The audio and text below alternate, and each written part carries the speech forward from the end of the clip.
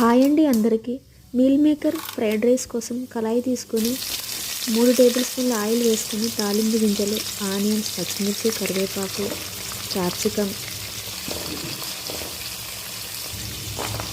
బఠానీ, క్యారెట్. బఠానీ ముందుగా నానబెట్టుకొని ఉంచుకోవాలి. ఒక 15 మినిట్స్ అలా. కొంచెం అల్లం వెల్లుల్లి పేస్ట్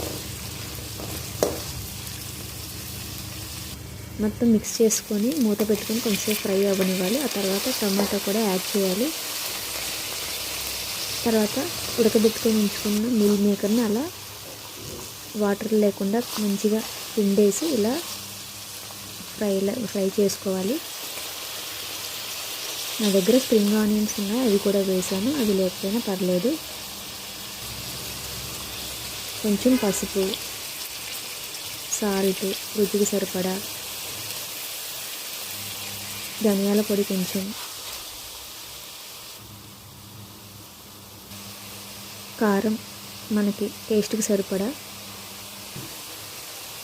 కొంచెం గరం మసాలా మొత్తం వేసుకొని మిక్స్ చేసుకున్న తర్వాత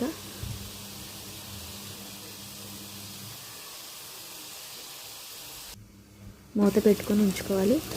ఆ తర్వాత మనం ముందుగా వండి ఉంచుకున్న రైస్ కానీ లేదా అంతకుముందు మిగిలి ఉన్న రైస్ కానీ నైట్ వండుకొని ఉంటాం కదా, మార్నింగ్ ఉదయం రైస్ ఉంటుంది కదా, ఆ రైస్ కానీ వేసుకోవచ్చు. వేడివేడి అన్నంతో అయితే ఇంకా బాగుంటుంది. కొంచెం ఇక్కడ స్పైస్ సరిపోలేదని చెప్పి పెప్పర్ పౌడర్, సాల్ట్ యాడ్ చేశాను.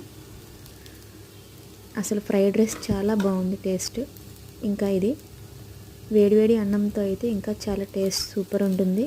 లెమన్ కూడా లాస్ట్లో యాడ్ చేయొచ్చు.